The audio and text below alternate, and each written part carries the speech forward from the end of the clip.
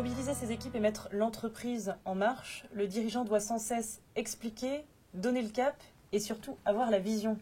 Frédéric Marquette, vous êtes directeur associé du cabinet international EIM, spécialisé dans le management de transition.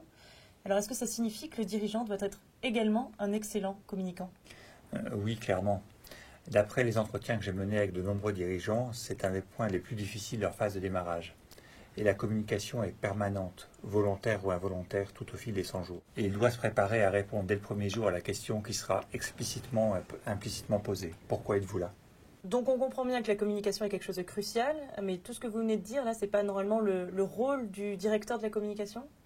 La communication ne peut pas se déléguer à des spécialistes. C'est le directeur général lui-même qui incarne le changement dont il est l'initiateur et le promoteur.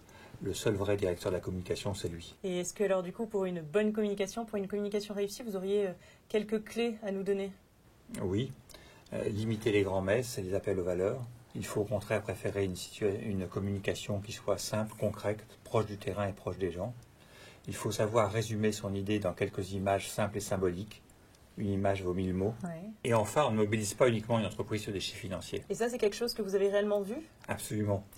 J'ai visité une entreprise au fin fond d'une vallée française et on pouvait voir dans le hall, en grand dans le hall et dans les ateliers, des grandes affiches. Notre premier objectif, c'est d'optimiser la valeur pour l'actionnaire. Pour l'ouvrier, pour le personnel d'entreprise, ça ne signifie rien, ça n'a aucun rapport avec leur travail de tous les jours. Et enfin, c'est absolument pas mobilisateur. Et alors, finalement, dans tout ça, l'essentiel, quel est-il ? La vertu essentielle d'une bonne communication, c'est la cohérence. La cohérence des discours et des actes, la cohérence également entre la communication interne et la communication externe. Car ce qui se dit à l'extérieur de l'entreprise est très écouté à l'intérieur de l'entreprise et réciproquement. Donc la cohérence dans la communication, aussi bien que dans son comportement tout au long des 100 premiers jours, c'est ce qu'on retiendra de cette vidéo. Merci Frédéric. Si vous souhaitez partager votre expérience sur ce sujet, participez au débat sur les réseaux sociaux. À très bientôt pour la prochaine vidéo.